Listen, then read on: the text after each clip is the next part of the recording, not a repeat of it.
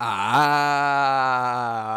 we are live. Welcome back to Takes by Fans. We got a great show for you today. As always, we are live every single day at noon Eastern. If you want to watch live, head over to takesbyfans.com/watch. If you want to watch but not live, head over to our YouTube channel, Takes by Fans. We post all of our shows and clips of the show there on a daily basis. And if you just want to listen, we are on podcasting apps, Spotify, Apple Podcasts, Google Podcasts, iHeartRadio. So however you want to watch or listen, we've got you covered in multiple ways. Alrighty, folks. Today's a big old today's a Wednesday. Jeez Louise, today's a big old Wednesday. And what the heck is going on, folks? Oh my goodness. We're supposed to have our Wednesday film study of the AFC and NFC championship games today, but the league is on fire, folks. The league was absolutely set on fire last night with a huge breaking wild story that has layer after layer after layer of big issues to talk about. So we got to talk about that, and we're going to try to navigate that conversation. So we'll see how we do there. But we got a new team name, and potentially the NFL is going to be ruined forever. So we'll talk it all through, and it's going to get deep, and it's going to be a conversation. And, y'all love to clamor over, hey, we need to have a conversation. We need to have a conversation. Well, we're going to be having a conversation, folks. So we'll see how that goes. And we'll talk that all through. We'll see how all this goes. But yeah, it's crazy right now in the NFL. So we do have film studies planned. I don't know if we will get to them, if we will have time to get to them. But if we do get to them, we're watching AFC NFC championship games. We're watching the Bengals defense clamping up on the Chiefs. How did it look? Should we be betting this Bengals defense heading into the Super Bowl?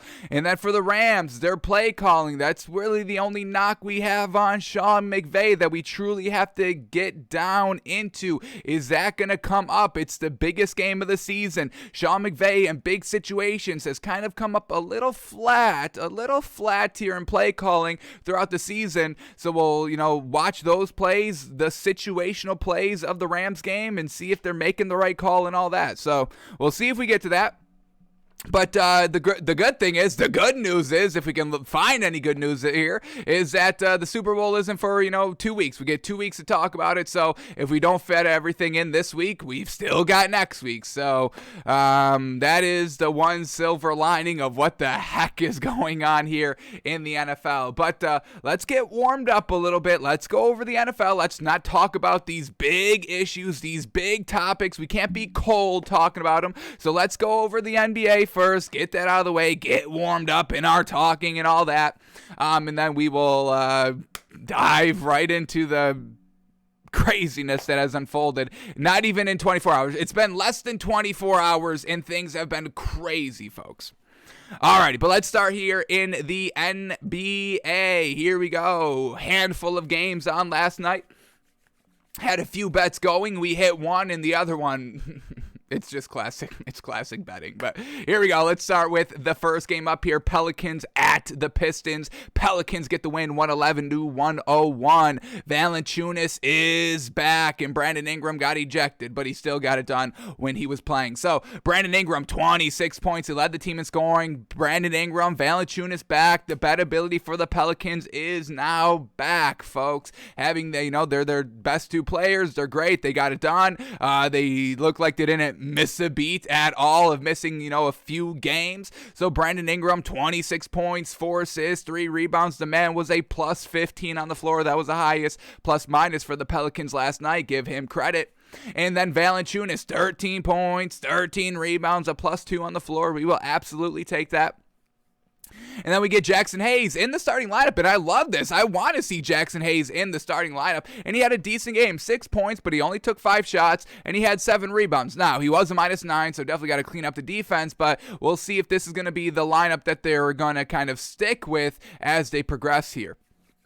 And then we get the guard play. Nothing that great. We get Devontae Graham, 6 points on 21% shooting on 14 shots. Not great, but 5 assists. We'll take it. And then Herbert Jones at the 2, 6 points on 4 shots with 7 rebounds to go along with that. Shout out to this bench for this Pelicans team, truly getting it done. Jose Alvarado, 10 points, 6 assists. Willie Hernando Gomez, 11 points. Nikhil Alexander Walker, 14 points. And Trey Murphy III, 12 points, 5 rebounds off the bench in only 14 minutes. So everybody was getting it done here for the Pelicans and helped them push them over the Pistons last night. Jeremy Grant is back last night for the Pistons, which is interesting. So we get the trade deadline coming up and they start Jeremy Grant. Seems like they kind of want to show, hey, he can still play, folks. So give us those first round picks that we need, multiple first round picks that we need for the man. So we'll see what happens with this Pistons team, if they're going to keep Jeremy Grant and not trade him, or if they trade him, what they get for him.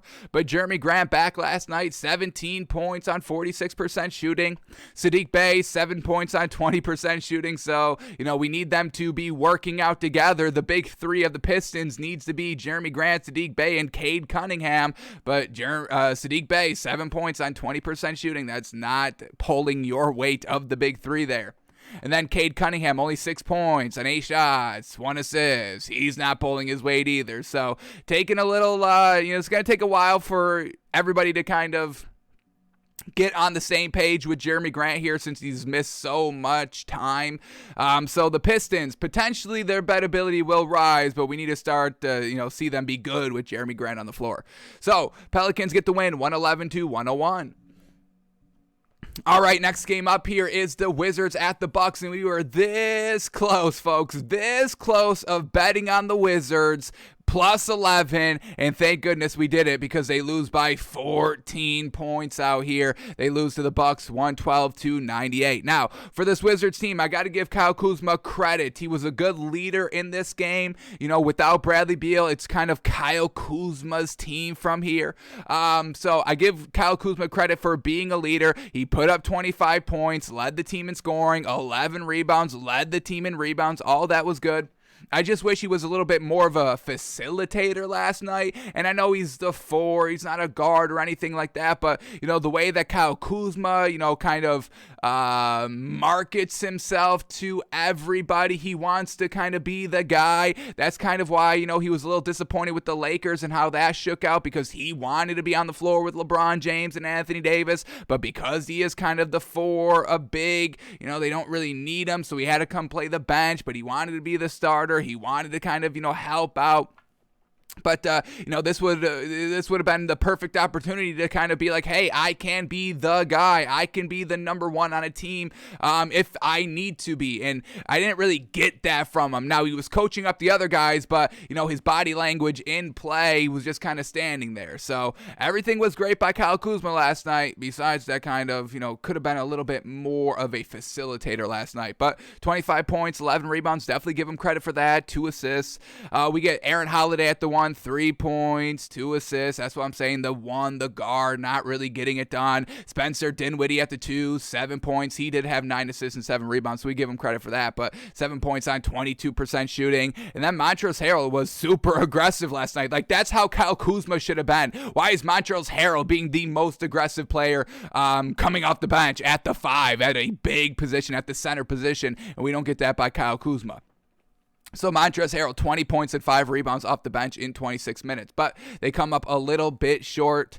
And then the Bucks, they get it done last night. We got Giannis, 33 points, 11 assists, 15 rebounds. Classic Giannis play. Drew Holiday, 22 points, 2 assists, 5 rebounds. Grayson Allen, 10 points, 6 assists, 6 rebounds. He made some big plays here and there in this game. So shout out to Grayson Allen, kind of being that solid kind of 5th option here for the starters and making the most and being efficient in those opportunities. So Grayson Allen, nice game last night. And then Chris Middleton, not the best game, 13 points on 2 of 7 from the 3, 33% shooting from the field, but it's enough to get it done. So Bucks get the win. Still, their bench isn't anything to kind of, write home about. This Bucks team, they get out to a big lead, expand that lead. The Wizards would kind of get back to it because the Bucks bench was kind of very lackluster all game long, and then the Bucks would have to switch back to their starters to reclaim that lead. So still a little concerned here by the Bucks. They were letting the big lead shrink, and luckily they were facing the Wizards, so it wasn't that hard to kind of rebuild that lead back up big. So still taking it slow with this Bucks team, folks, truly. So they get the win, but we're taking it slow with them. Bucks win 112-98. All right, next game up here, and man, oh man, this is going to kill us, but I think this is the right decision to do, folks. I think we're taking away the dog title from the Heat. Man, oh man, letting us down. We could forgive the last game 2 days ago where they lost because there was no Jimmy Butler. There was no kind of top dog in the kennel that night. But, I mean, you get Jimmy Butler here, and you still lose to this Raptors team. Now, we know the Raptors are good, but, when we're talking about you being the big dogs, you got to beat the good teams. You can't just beat the bad teams and be called big dogs. Like, what is that? So I think we're taking the big dogs. We're taking the kennel nickname away from the Heat until they prove that they can earn it back. So, man, oh man, we got to say goodbye to the dogs. But let's start here with this Raptors team since they got the win. Gary Trent Jr., 33 big old points. Holy moly. Fred VanVleet, 21 points, 6 assists, 4 rebounds, still getting it done in every facet of the game. Siakam at the 5, 16 points, 14 rebounds. Yes, sir. OG Anunoby, 13 points, and Scotty Barnes, 11 points and 9 rebounds. Magnificent. And shout out to Precious coming off the bench, 12 points, 7 rebounds in 19 minutes. Yes, sir. So, well done for this Raptors team getting the win. Real solid team. Nick Nurse coaching his ass off. You got to respect it. And then for this Heat team, Jimmy Butler, 16 points, 12 assists, 8 rebounds. It was good. It wasn't efficient, shooting 30%. All of his points basically came from the free throw line. Jeez Louise. But still coming up short here offensively. PJ Tucker still putting up 12 points. Fantastic. We love this kind of addition of PJ Tucker. PJ Tucker can keep his big dog status. I think everybody else kind of loses it a little bit. But PJ Tucker, the 12 points, the 5 rebounds, 3 assists, 2 steals, absolutely wonderful. Bam Adebayo being super aggressive offensively, 32 points, led the team in scoring, 11 rebounds, led the team in rebounding. Wonderful job shooting 76%. Duncan Robinson letting us down big time, 5 points on 1 of 5 from the 3, 16% on 6 shots. Gabe Vincent the same, 3 points on 16% on 6 shots. So that's what made the Heat have their nickname, the Dogs. It kind of was full. Everybody that had to kind of get into the starting lineup because the starters were gone, they would get that great level of production. And we've seen Gabe Vincent be fantastic, but letting us down last night. Duncan Robinson letting us down last night. Once again, Duncan Robinson is only good when it's just him out on the floor. Can't play well with other. This dog does not play well with others. Okay, folks. Flores crowded. Jimmy Butler's back. PJ Tucker's putting up 12 points, and Duncan Robinson does not know what to do with himself out here, shooting 16%. Man, oh man. Tyler Hero did good off the bench, 18 points on 58% shooting, but that was really it. Everybody else lackluster here last night. So, Heat, man, they lose their nickname. They can get it back. It won't take that much to get it back. Let's see 2 straight wins, 2 wins in a row with good, not dominating, but, solid, maybe like 7 to 10 point leads. 7 to 10 point kind of victories. So if we get those 2 games back to back, we'll give them back their title. But the Dogs, the kennel is closed for cleaning, and we'll see if they get it back. Raptors get the win, 110-106. All right, and then this game right here. What the heck, man? What the actual heck? All the teams that we've been just starting to truly confirm that they're great and give them nicknames and start betting on them, they're letting us down. What the heck? This shift in the NBA. Once again, we said this yesterday. I don't want to overreact. The NBA goes through these ebbs and the flows. We're currently in this ebb period where everything's hitting rock bottom. Everything that we thought we knew about the league is currently crumbling. So we'll see if it's just kind of a mini flow or if this is an entire shift of the NBA. So still need to kind of assess the next couple of games here to truly see if there is a new shift in the NBA or not. But the Magic letting us down big time, gymongous time last night. Oh my God. We had the Magic +9. We thought it was fantastic value. Magic turning the corner. Everybody getting it done. And they're going against the Bulls, who are good, but they're not the deepest team out here. So we felt so confident betting the Magic, and it was looking good all game long, folks. The game was tied 115 with 5 minutes left. Tie game, competitive, put up 115 points with 5 minutes left. That was everything that we wanted, everything that we knew about the Magic, everybody getting it done, and it was all working. Our +9 was looking cashed already. I was spending the money as the game was going on, folks. But what happens? The final 5.5 minutes, the Magic put up no points. The Magic did not put up any points for the final 5.5 minutes, and the Magic lose by 11. +9, no scoring for the final 5.5 minutes. They lose by 11. Everybody calls the NBA, the NFL, they're fixed sports, all this. And, I don't usually subscribe to that. But last night, absolutely, this game is absolutely fixed, folks. Stop betting. It's fixed garbage, okay? How do you not score any single points in the final 5.5 minutes? Only one score and we're good. One score, we push. You put up one bucket for 2 points. 11-point loss goes to a 9-point loss. That's a push at least. It'd be frustrating, but it wouldn't be losing. So Magic letting us down absolutely gymongous last night, folks. Man. Let's start here with the Magic and their disappointment.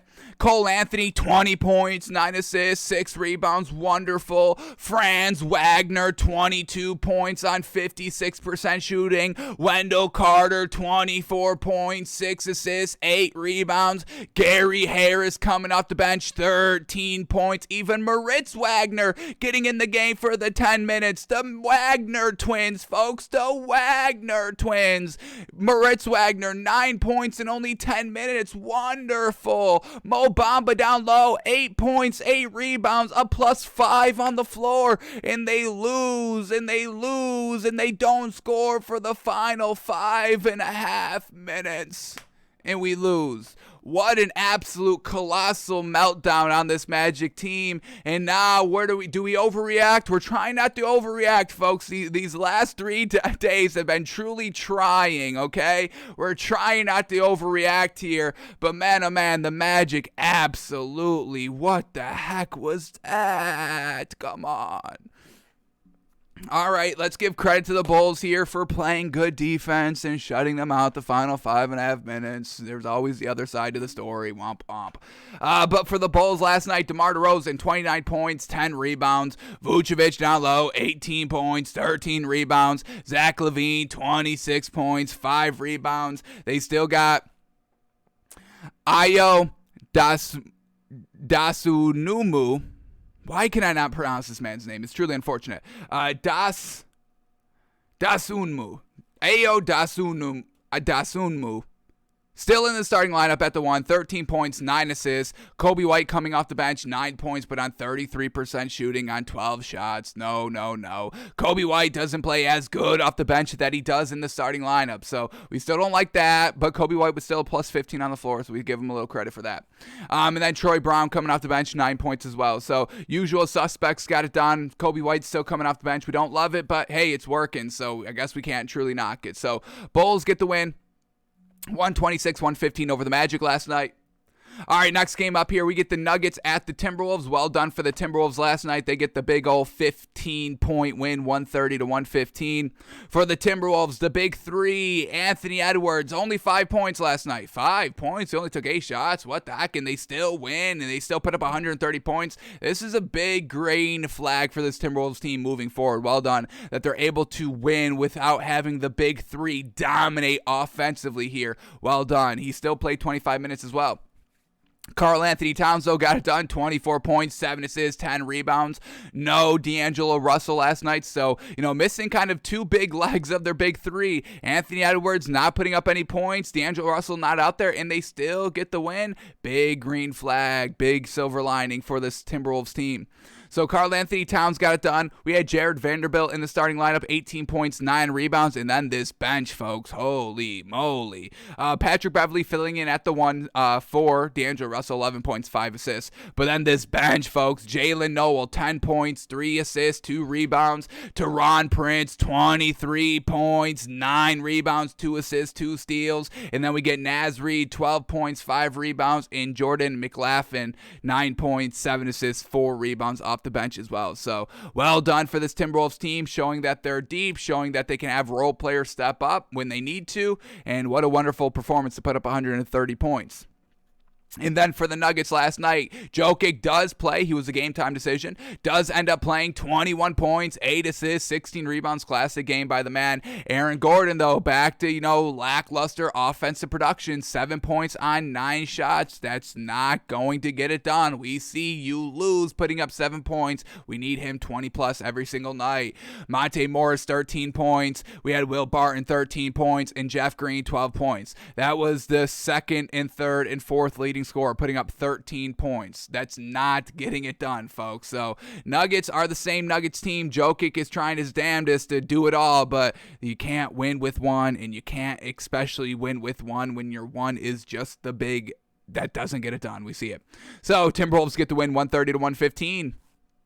All right, then we get the Warriors at the Spurs, and this is not a good loss here by the Spurs. We were supposed to be buying this Spurs team. They were being very well, putting up points in their last couple of games, beating some, admiral opponents, and they had the Warriors last night, but everybody was off on the Warriors. There was no Steph Curry. There was no Klay Thompson. Draymond Green is still out. Even Andrew Wiggins took the night off. We never get that, so everybody took the night off here for the Warriors, and the Spurs still lose, and they lost the lead in the fourth quarter. So this is a big time disappointing Spurs team last night. Let's start here with the Warriors since they got the win. Jordan Poole back in the starting lineup, and we know he clamors over getting back in the starting lineup ever since Klay Thompson's been out. So whenever Jordan Poole is going to be a starter, you bet him in every prop category because he will get it done. Jordan Poole last night, 31 points, 5 assists, 6 rebounds. Well done, 4 of 13 from the 3. We get Damian Lee at the 1 filling in for Steph Curry, 21 points on 5 of 10 from the 3. Moses Moody filling in at the 3 for Andrew Wiggins, 20 points, 7 rebounds. Definitely Andrew Wiggins-esque. And then Kevon Looney still at the 5. 12 points, 12 rebounds last night. And shout out to Jonathan Kuminga coming off the bench. This man's been so good. Whenever they needed to rely on a role player, a bench player, Jonathan Kuminga truly steps up big time. 19 points last night, 3 assists and 3 rebounds on 53% shooting. So the B squad of the Warriors get it done over the A squad of the Spurs. Man, oh man, DeJounte Murray, 27 points, 9 assists, 9 rebounds. Classic DeJounte Murray game. Derek White, 16 points, 7 assists. Jacob Poeltl down low at the 5, 7 points, but only on 4 shots and only playing 12 minutes. And then we get Keldon Johnson, 21 big old points, 4 assists, 3 rebounds. Even some good bench play. Lonnie Walker, 11 points, 4 assists. And Devin Vassell, 14 points, 8 rebounds off the bench. But they complete meltdown in the fourth quarter, allow the Warriors to come back and win. And man, oh man. So the bet ability that we thought we had on the Spurs team, it's no longer there. Can't get the win against the B squad. That's truly unacceptable. Warriors get the win, 124-120. And then the final game of the night here, we bet on this one. Suns -6. They win by 10, 121-111 over the Nets. And man, oh man, this Suns team, absolutely the best team in the NBA, hands down, no debate.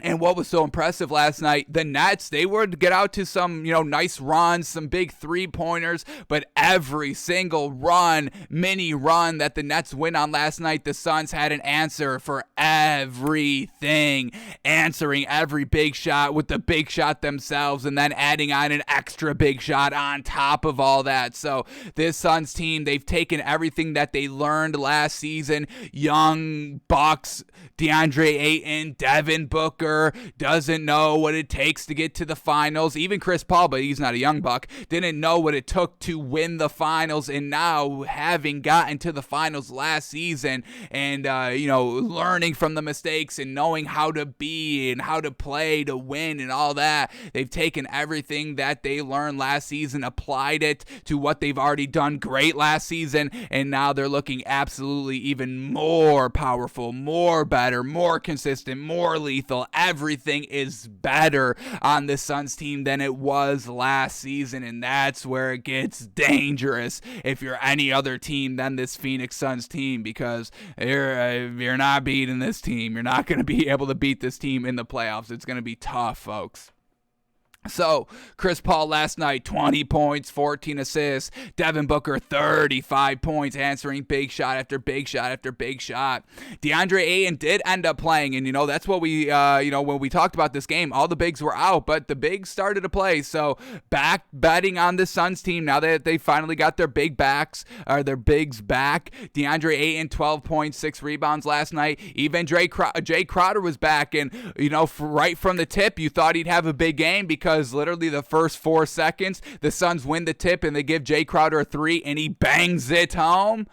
But that's all he scored for the night. Literally the first score in the first 5 seconds of the game hits the 3, and that's all he had last night. 3 points, 2 steals, 2 assists, 3 rebounds.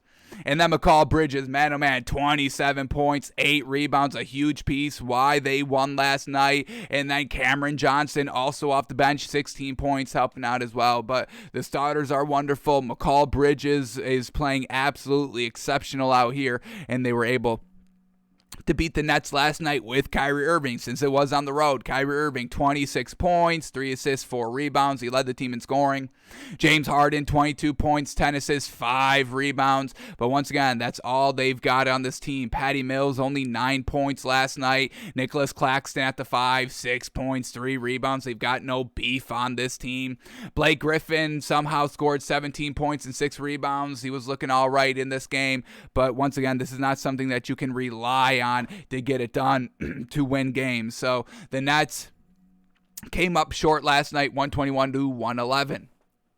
All right, that was all the NBA from last night. Let's quickly see if there is anything that we can bet on in the NBA today. Any great value games to talk about? What do we got? Ooh, tons of games on tonight. All righty, let's go over this quickly and see if there's any great value that we can truly sink our teeth into for today. So, first game up is the Wizards at the 76ers. Wizards on the back-to-back. No, thank you, especially of what Kyle Kuzma just put up.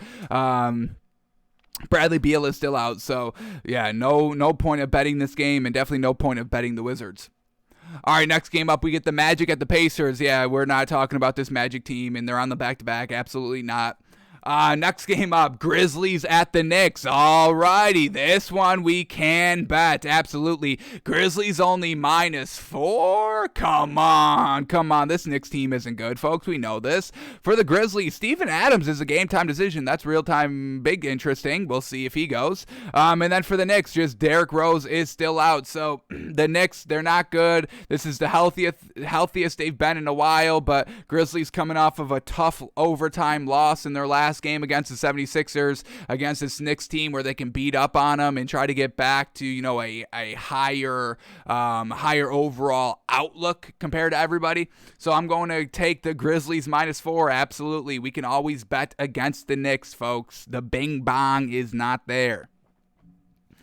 All right, then we get the Hornets at the Celtics, and we don't like the Celtics team, but they are turning the corner here, and we're this Hornets team, folks, there's no bettability there. Super up and down, inconsistent, and that's nothing to bet on. So staying away from the Hornets +6, Celtics -6. Then we get the Cavs at the Rockets. Cavs -5, Rockets +5. This Rockets team is absolutely garbage. We love betting against the Knicks, and we love betting against the Rockets, especially when those two garbage teams are going against great teams. Memphis Grizzlies, a great team. This Cavs team, a great team. Let's make sure everybody's good to go. Darius Garland is out. Ooh, that is why they are -5. Interesting. So we love this Cavs team, but we really need Darius Garland. We need somebody to facilitate the floor out there.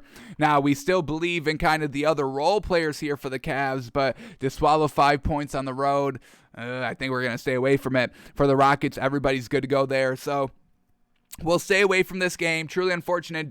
No Darius Garland. They should still be able to get the win, but can't bet with no Darius Garland. Jeez Louise.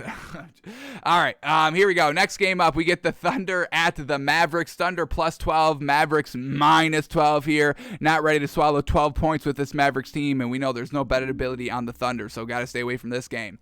Then we get the Nets at the Kings. Nets on the back-to-back. No, thank you. Nuggets at the Jazz. Nuggets on the back-to-back. No, thank you. Even though this is an interesting spread, Nuggets +2.5, Jazz -2.5. I'm assuming that there is still no Rudy Gobert or Donovan Mitchell here.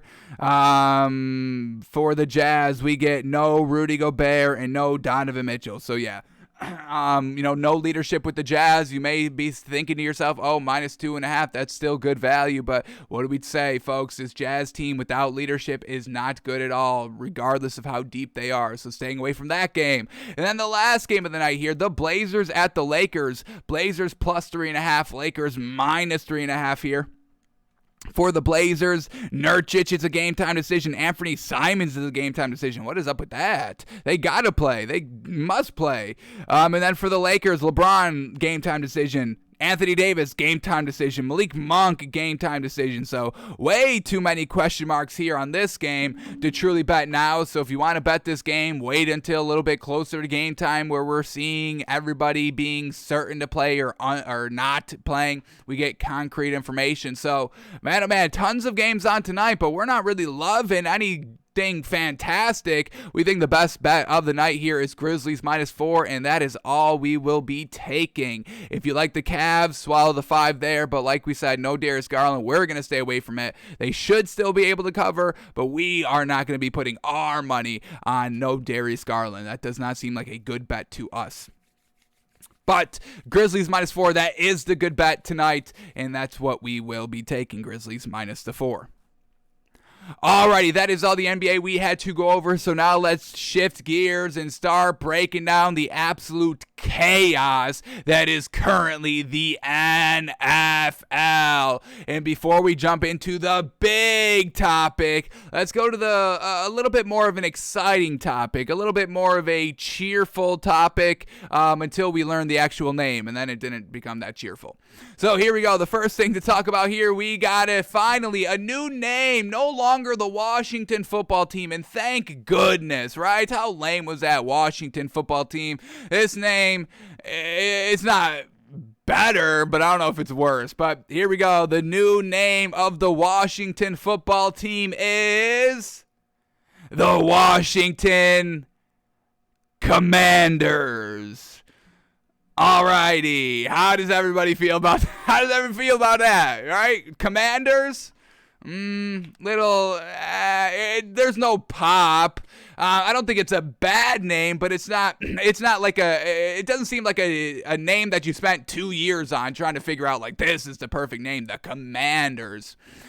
We like the Washington monuments. I know it's a little kind of, lame to kind of name it after the actual Washington monuments, but I thought it was a little better in the logos that they were working with. When we were kind of, breaking down this story and seeing the potential name possibilities and all that, Washington monuments with kind of, the Washington monument on the logo, that seemed pretty cool, but they decided to just go with Washington Commanders. Seems just a little lame. It seems like an arena team. It seems like the USFL team that's coming out. It doesn't seem like an actual NFL name.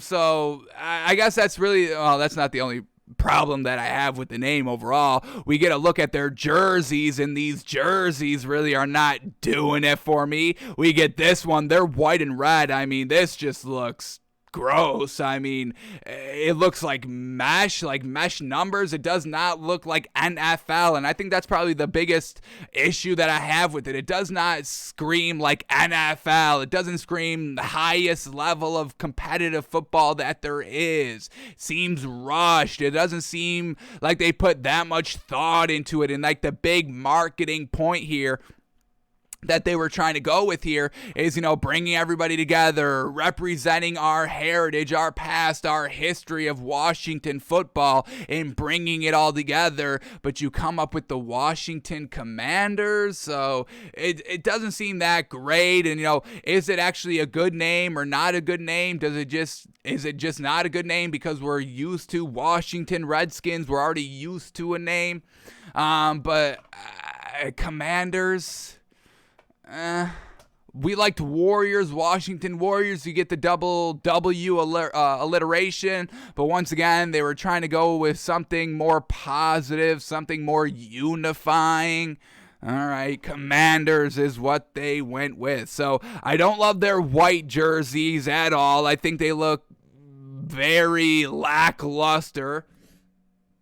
We get their red jerseys, which is a little bit better. These are kind of like a classic, Washington football team color style with the red and the yellow. So I don't mind their red jersey. And then they have kind of this all alternative one where it's gray and yellow. And I think I really like these. So 2 of the 3 jerseys we give, thumbs up to. Just don't love the look of the white one. Just seems, it just seems not professional. That's basically the biggest knock that I have on it. It just doesn't scream professional NFL. And when we just look at like the other names in the NFL, what are actual teams named after? Obviously, where do I got? Obviously, a lot of them are animals. Arizona Cardinals, Baltimore Ravens, Atlanta Falcons, Buffalo Bills, Carolina Panthers, Cincinnati Bengals, Chicago Bears, the Cleveland Browns. That's the first one that's not an actual animal. It's just kind of a thing, the Browns. So that's kind of, with Washington Commanders, they're not after an animal. Cleveland Browns, it just seems to flow. But once again, if somebody named themselves, the Cleveland Browns this year, changing a name, we'd probably think that was lame too. You're calling yourself the Browns? That's what the worst color that there is, brown. Like, what is up with that? So Cleveland Browns, all right. Dallas Cowboys, Denver Broncos, Detroit Lions, Houston Texans, Green Bay Packers. That's another non-animal there. So just doesn't, it goes against what kind of other NFL names are named after. We're getting kind of a new name change, so that's why it could kind of just seem flat. So we'll give it some time. We're not going to kind of totally knock the name and all that. We'll see if it grows on us. We'll see how it kind of is spoken once, once kind of announcers game day are saying, hey, the Washington Commanders with the touchdown. How does that ring? Let's give it a year. Does it still seem bad at the end of the day next season? So let's not kind of, jump overboard. We can all have our initial opinions and first impressions and all that, but first impressions just seems a little underwhelming. You spent 2 years and you came up with Commanders. All right. So we don't love the white jersey. Red jersey's cool, and the gray alternative one is pretty solid. Now we have kind of the logos now and the names and the fonts and what they're kind of using as their actual name and logos. So I like the W, the Washington W. I like this. The logo by itself, I like the W. Yes, that's probably the best thing that I've seen so far over the jerseys and the name. I think the W, the Washington Commanders W logo, is probably the best thing we've seen so far. And then here, the actual name, Washington Commanders, it's like, Commanders, but it's in just like bold font. Nothing cool about the name. No kind of, nothing in the name to kind of, truly signify Commanders. It's just literally the word Commanders. That's all there is. Alrighty. And then we get this. They're kind of like shoulder patch. It's just Washington football in a circle with the date that they were established, 1932. Once again, nothing great. Seems just kind of boilerplate-ish. No real thought, no enthusiasm. That's what it is. It's lacking the enthusiasm. Like Washington, they didn't want to change their name. That's exactly what this is. This is just, hey, we have to change the name. We don't really care what the name is, so let's just get this over with and, put in as least effort needed. That's what it truly looks like here. Just unenthusiastic. This was your chance to not recreate your entire identity. You still want to keep the history of what you've done, even though it's been nothing great overall. You still want to keep that part of your overall history for the fans and all that. You don't want to go complete 100% new from here on out. But, this is what you've come up with. 2 years, and this is it. Nothing to kind of be like, hey, we're here now. This is a new era. We're still celebrating, but we're a new era. We're ready to kind of pop off, and we're ready to kind of be kind of, the Patriots of the 16-game era, of the 17-game era. We want to be kind of the Patriots. Well, once again, remember, this is kind of something that we talked about this offseason, heading into this season. This was a new era for teams. We're in the 17-game era. Be that team that's talked about like the Patriots from 2000 to 2020. Be that team. No team has really, besides the Bengals, they truly took and ran with that. They're getting to the Super Bowl. This is the new Bengals, the new era Joe Burrow Bengals here. Washington had that same opportunity, and they kind of floundered it with Washington Commanders. So that's where we're at with Washington, folks. Their official new name, officially today released, Washington Commanders. All right. I'm not loving it, folks. Not loving it. Is this all we've got on it? Yep, the logo, the name. That's really it. Let's see what people are saying quickly. Let's see what the comments are saying. What do we got? Anything good here? 2 years, and this is the best that they could come up with. Yeah, that's what we're saying. Sounds like a name for a new franchise in the soon-to-be defunct again league that is the USFL. Yeah, just once again, it does not seem NFL professional elite. Seems like knockoff XFL USFL team. All right.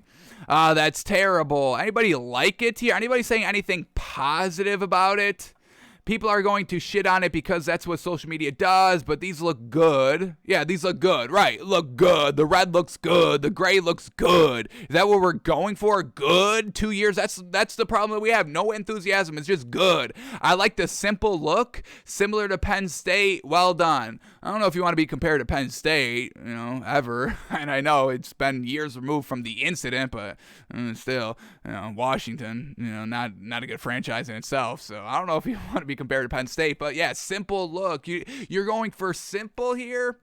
You had a chance. You had a chance to do something big, and they played it safe. So, all right, trying to, once again, everything always gets, boiled down to the lowest common denominator to please everybody. It's probably the one downfall of society, honestly. Everybody just trying to please everybody. Can't do that. It doesn't work. It's unfortunate. Some of the worst jerseys I've seen. Are these the worst jerseys in the NFL right now? Anybody got even worse? The Bengals, once again, the Bengals did everything right. I'm about to be a Bengals fan, folks. They know how to kind of get better and move into next era, into the new times. They changed their jerseys this season, and they got to the Super Bowl. They're looking good. They're looking clean, fresh, a little modernized on the Bengals jerseys, and they're looking good now. So, yeah, are these the worst jerseys in the NFL? They're not the best. I'd kind of rank them one of the worst. This white one is truly one of the worst I've seen. Let's go here because it's just a bad leak picture. Let's go to the white jersey here that they're kind of showing off in their promo video. Can't really see it too well. Yeah, I don't know if I like the color on the white jersey. It seems like a real bad knockoff maroon that doesn't look good. We are the Commanders. It doesn't even sound that powerful. These are grown NFL men saying it. This is Chase Young saying, we're the Commanders. Is that putting enough fear into us? If I'm the Dolphins, if I'm the Cowboys, who do we got? The Commanders. It's like, is that putting fear? Is that instilling fear into our opponents by saying we're the Commanders? I don't think so.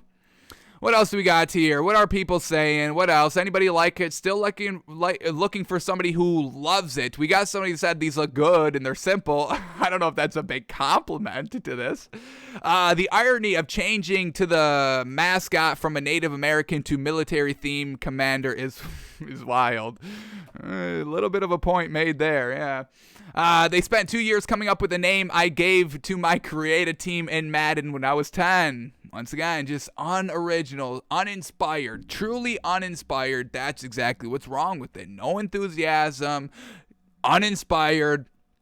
Not even a big reveal. Like, where was the build-up? We had the build-up in the beginning of the season, in the off-season. Hey, we're getting a new name at the end of this year. And then we heard, hey, it's coming out tomorrow. That's where we came. The last time we heard about this name change was in the off-season training camp era. And we were like, oh, new team name. Yes, sir, let's get it. These are potentially some names that could be there. And then the last thing we heard about it was 2 days ago where they said, yeah, it's coming out tomorrow.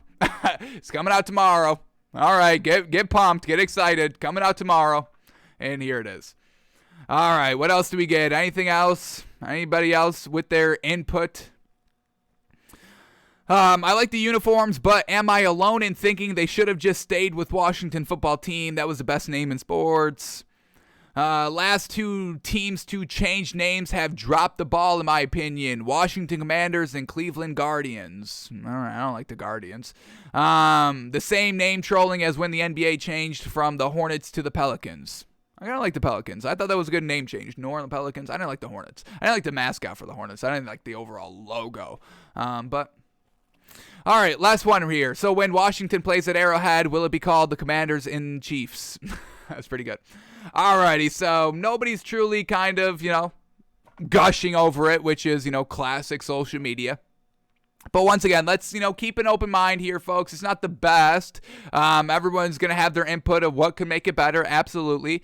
But let's give it some time here. Let's revisit this a little bit later in the offseason when we're actually hearing people talk about the name and seeing the players wearing the uniforms in practice and all that. So overall, for the initial launch, we don't love it. We'll see if it grows on us.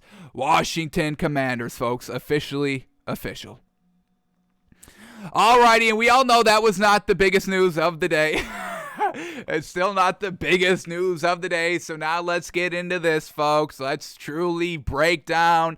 Let's go all the moving pieces of this story. Let's have an open conversation. Once again, that's where change happens. There are people just talking, and once again, we are just talking, and I think people get kind of not confused, but I think people just overlook talking. Can we talk? Can we throw ideas out there? We're not saying that these are, set in stone's ideas. These are just thoughts, potentially impromptu thoughts, first thoughts that pop in our head. We're just saying them out there. We can't restrict thought in anything, folks, truly. That's the biggest thing that's hurting society right now. It's stifling voices, regardless of good or bad. That's not for any law or written in stone thing to say. Thought is thought. These are thoughts. We should not be silencing thoughts. We should be thinking and saying our thoughts, and then once those are said out loud,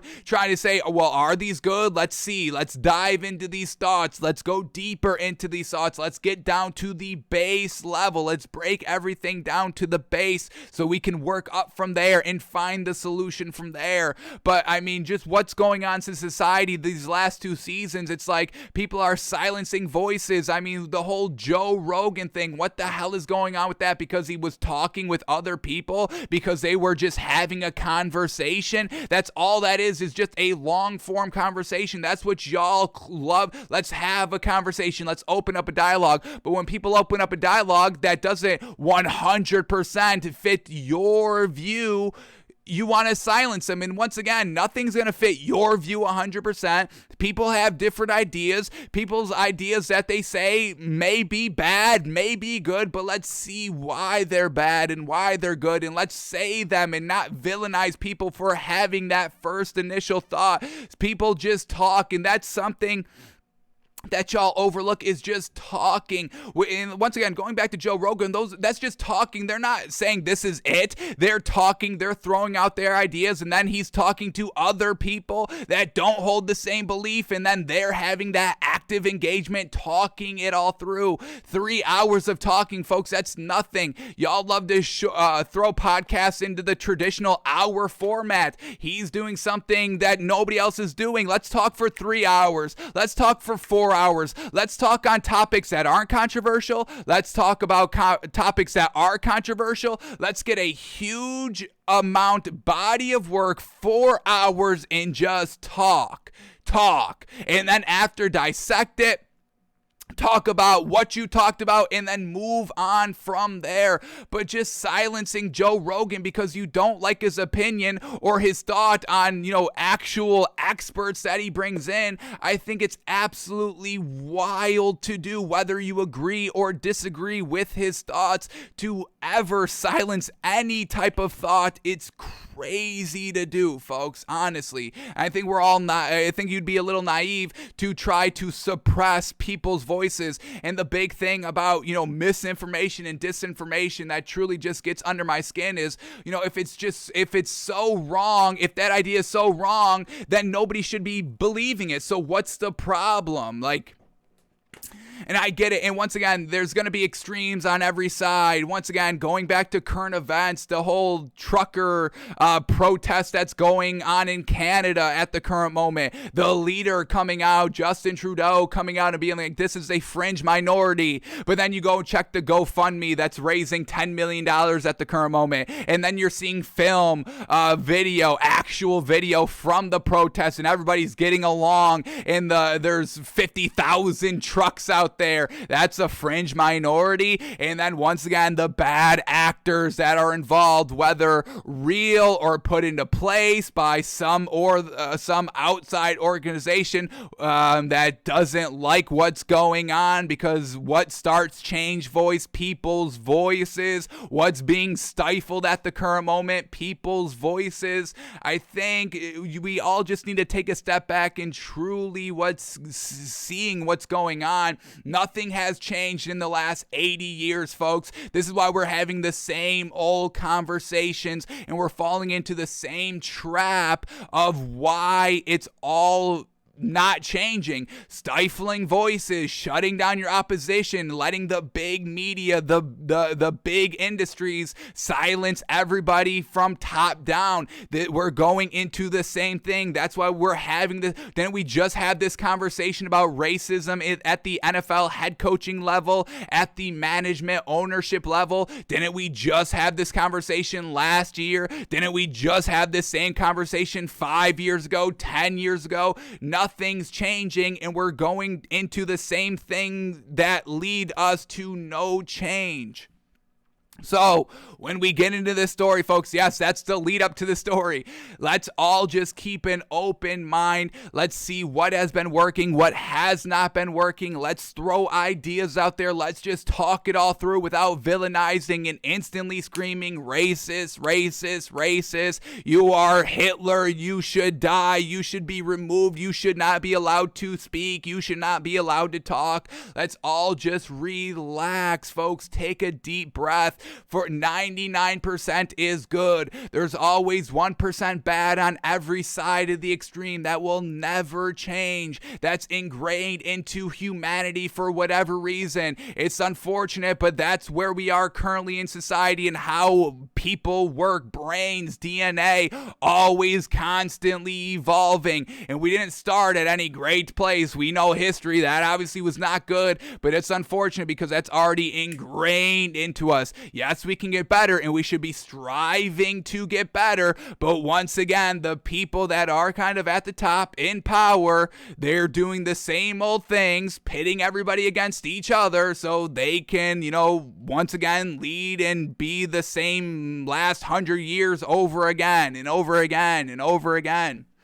So, okay, I know I touched every in the last 5 minutes. I touched every subject you're not allowed to talk about. So, let's keep going, I guess. Here we go. We're already, off to a great start on this. So that's all I'm saying is let's have talk, let's have conversation, actual conversation. Once again, everybody screams, hey, let's have a conversation, and then you don't have a conversation. You have people on The View. You have Whoopi Goldberg going with Meghan McCain. Who are these people? Why are we listening? Can y'all please just do me a favor and go listen to Russell Brand? Go listen to Joe Rogan, because I know y'all have not listened to Joe Rogan. The way that y'all speak about Joe Rogan, I know you have not listened to Joe Rogan. And I know I'm already getting villainized because I'm out here. I'm not defending Joe Rogan on his stances. I'm defending on what he does. I think what he's doing is what's helping society.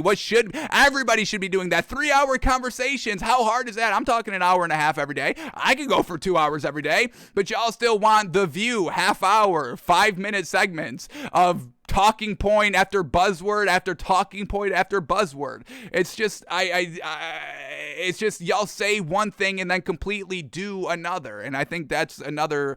Let's open up our mind. Let's think out of the box, folks. Truly think out of the box.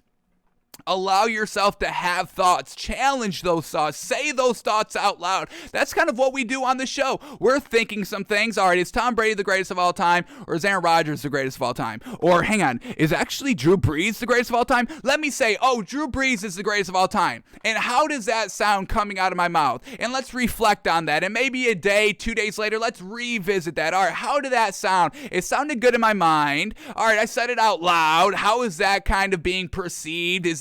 Is this something that has merit or not? And then constantly going back and rechecking that information and what happens today, a week later, and all that, and then revisiting again.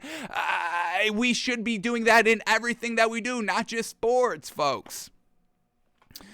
Alrighty, so let's dive right down deep into the whole craziness that Brian Flores dropped on the league. Is he right? Does he have the information? Is this a history of what's been going on in the NFL? Or is this nonsense and crazy to talk about? Let's dive right into it.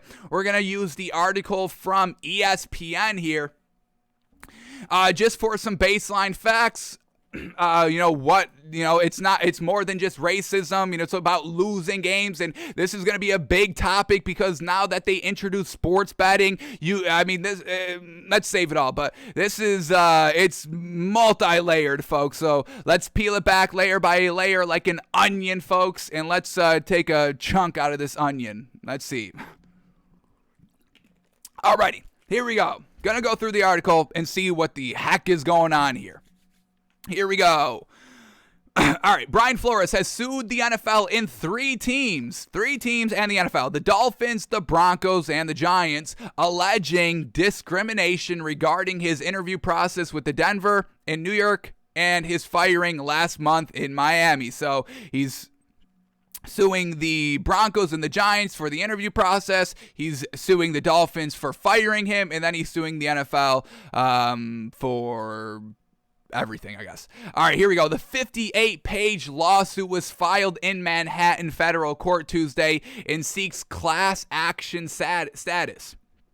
Flores alleges that Dolphins owner Stephen Ross attempted to incentivize him to, quote, tank or purposely lose games shortly after he was hired in 2019, with Ross allegedly offering Flores $100,000 for every loss that season. Flores says that as the team won games late in the season, Dolphins general manager Chris Greer told him Ross was, quote, mad that the on-field success was, quote, compromising the team's draft position. So let's take that first part right here, folks. Stephen Ross, the owner of the Dolphins, incentivizing Flores to lose games. I hate that. I hate that for Two reasons. The competitive aspect. I hate losing games. I was never even in the tank for Tua. You should always try to win games regardless. Losing does not do anything for your team. Oh, you get a better draft pick. Well, the draft pick may not pan out. It may pan out, but it also may not pan out. And how does that player work in your system? Once again, we talk about player and system. They go hand in hand. Tom Brady. Once again, y'all love to give him no credit because he was with Bill Belichick. Y'all love to give Bill Belichick no credit because he was with Tom Brady. It goes hand in hand, folks. This is not a one-person sport. It's a team sport. So that aspect right there, I've lost all respect for Stephen Ross, absolutely. Paying Brian Flores to actively tank is it's gross, folks. At the end of the day, paying a coach to not do the job you brought him into and then giving him $100,000, that's a huge carrot dangled in the face. And let's take this, folks, to truly go a little bit deeper, expand our minds. Is this the only team that's doing this? Probably not. In the NFL, maybe. In every single sport, obviously this is all going on behind the scenes without our knowledge. Now we have a little confirmation here. All of it is kind of hearsay at the current moment until we get all the evidence. But I don't think Brian Flores would lie about this. I mean, he's actively suing. You don't sue people without any evidence. Or if you do, I don't know what you're doing by doing that. You're not going to win. So, we kind of have to assume he does have a little bit of evidence on everything that he's kind of alleging. And we do have some text messages from Bill Belichick. Not about the $100,000 payments.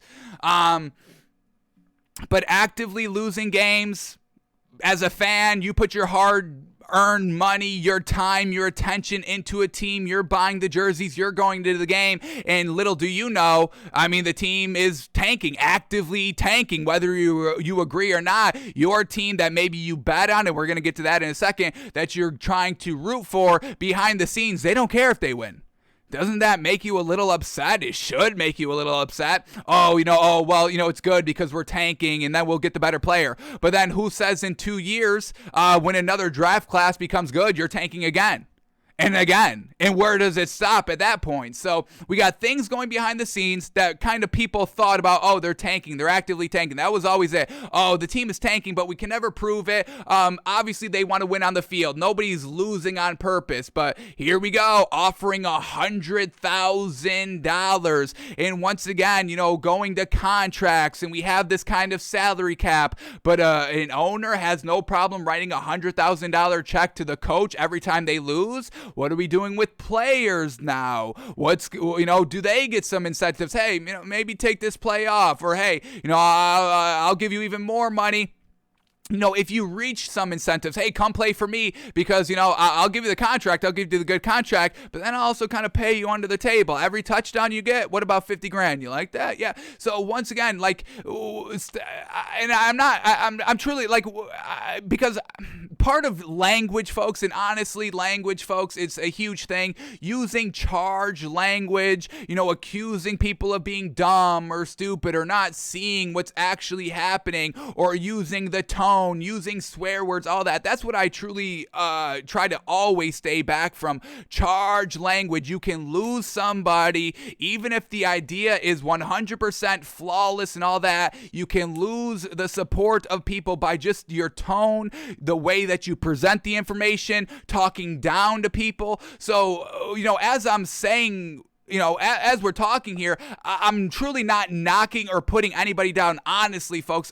But I think I do think some people are a little naive in their thinking a little bit, that we all kind of knew some of this stuff does go on. We don't have proof, so that's what always people point to. Well, where's the proof? Where's the evidence? Yes, there's always not going to be evidence. That's, the big knock on, conspiracy theorists. Well, where's the evidence? Where's the evidence? Folks, these people, they've got the money, they've got the resources, they've got the knowledge, and they've also always got plausible deniability. it's tough to kind of, prove that people are doing not great things, not kosher things and all that.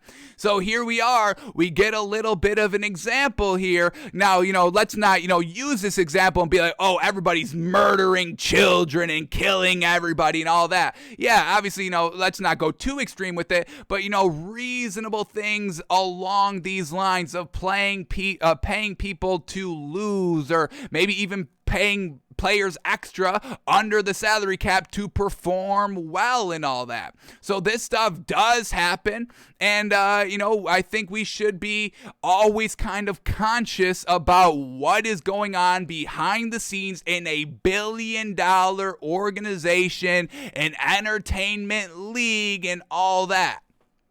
So we get Stephen Ross, owner of the Dolphins, potentially paying $100,000 to Brian Flores for losing every single game. So I hate it from the competition aspect, absolutely. And now we bring in the betting aspect. NFL has no problem partnering with all these betting sites, DraftKings, FanDuel, Caesars, BetMGM.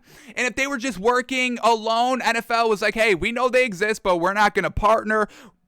We're not going to advertise. We're not going to take any money. That's a whole different situation. But now they're actively promoting the gambling. They're actively promoting. They know. I mean, Roger Goodell works for the owners, folks. It's not the other way around. Roger Goodell is basically the CEO of the NFL. And what's the job of a CEO? To maximize profits, to maximize money for the shareholders, aka the owners of the league here. So Roger Goodell works for the owners, folks. He knows what's going on. That's why they make rules and all that, because the owners want them. It's Roger Goodell to be the face of all that and kind of be like, well, we're doing it for the game, not for the owners, it's for the game. And once again, what's the job of the CEO, folks? Literally, the only job of the CEO is to make the shareholders money. So they will do whatever they need to try to lobby for any laws to increase the profits of the shareholders. That's literally the job description for the CEO. That's all they do. They are a mouthpiece, folks. They are a figurehead. That's it. So now we've got the gambling aspect, and once again, this is I think I could compare this honestly to like insider trading. Honestly, you've got people actively betting, buying into you, using their money to bet on you, and you're actively knowing, hey, we're trying to tank here. So Stephen Ross, I know they are not allowed to. Players, nobody's allowed to bet on the games, but once again, you're not allowed to pay your head coach $100,000 to tank, to lose games and all that, and then to sell, hey, we're not tanking and we're not losing. So, I mean, if they are actively tanking, I think that needs to kind of be told to the people that can potentially bet on the Dolphins. If I'm betting on a team every single week, hey, I'm going to bet the Dolphins this week. I'm going to bet the Dolphins this week. And then behind the scenes, they're actively like, we're not trying to win. We're trying to lose. I mean, don't we see a big old conflict right there? Like insider trading? Hey, maybe, put all your money into it right now because this stock's going to go big. Hey, we're actually going to try this game. So why don't you bet on the Dolphins this week, because we're actually trying. We're not tanking anymore. I'm not paying my head coach this week to lose the game. I'm paying him to win the game this week. So I think it's a slippery slope right here. And I think, honestly, yes, racism is a big old problem, folks. Absolutely. I'm not trying to undersell the problem of racism in America. I get it, folks. But I mean, this is going to hurt the pockets. Obviously, racism doesn't hurt the NFL's pockets, folks, because we're having the same racism talk every single 6 months. So if this gets out, and then betting, and then basically if you're actively paying coaches to actively lose these games, and then you're getting money from the betting organizations and all that, I think this is truly the bigger glaring issue for the NFL and Roger Goodell. We obviously know they don't care anything about racism, or it'd be fixed by now. It's not that hard to fix things, folks. It's not that hard, but we digress. So that's issue number one. Paying your head coach to lose games. How crazy is that? And here we are, celebrating the competitive nature, the competitive spirit. We just spent 58 minutes celebrating Tom Brady because he was always winning. What happened? Were they paying everybody else to lose? It's just a slippery slope from here on out, folks. And now for Brian Flores, I mean, we don't know, is Brian Flores an actual good coach or not? Because we heard him, kind of never truly get behind Tua, but I mean, it doesn't seem like they wanted Tua. So Brian Flores, even right here, general manager Chris Greer was like, "Hey, owner's mad at you because you're not losing these games." And we know we're gonna read in a little bit here that the ownership didn't even want Tua. So Brian Flores, always kind of hesitant and reluctant in the press conferences to kind of be like, "Hey, Tua's our guy. 100% believe in Tua." Now that's on the owners now. So Brian Flores may be a great head coach, may be a great leader, may love to gush over his quarterback, his guy, but always that fear from the ownership level is there. Right here, general manager Chris Greer told him Ross was, quote, mad that the on-field success was, quote, compromising draft positions. So, I mean, we've been knocking Brian Flores a little bit in the head coach regard because he was never backing Tua. But little did we know, it was coming from the ownership. It was coming from the top down to not support Tua. So I truly have to apologize for Brian Flores. We've always called him a great defensive mind. I think I called him the top 3 defensive minds currently in the league. But, head coach, defense, we talk about it all the time. Different circumstances there. You got to be a little bit more of a leader at the head coaching position. And the entire time he was a great leader, it was just the ownership like, no, we don't want Tua. And then Brian Flores kind of, stuck between a rock and a hard place. I want to be the coach here. I want to continue to be the head coach, but I can't actively, endorse Tua because then Stephen Ross is mad at me. And now I got to hear from him and he can fire me at any minute and, all that. So it's tough, man. But let's keep going here. Let's keep this. That's just one of the first issues here.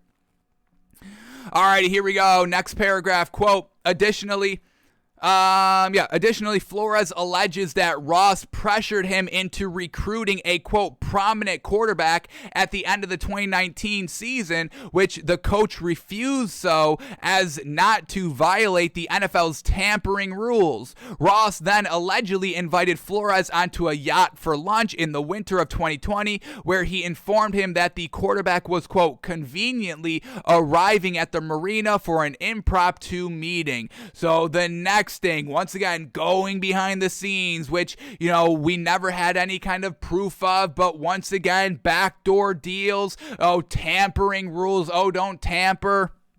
All that, but here we get the actual owner of a team trying to set up a kind of impromptu, potentially tampering with the quarterback, and the quarterback was kind of initially believed to be Deshaun Watson. We're hearing that it probably wasn't Deshaun Watson and that it was kind of Tom Brady. That's kind of the main narrative at the current moment. We don't know the name of the quarterback. That's not officially released. We just got a little bit of hearsay saying that it was Tom Brady, and I could go on another half-hour segment.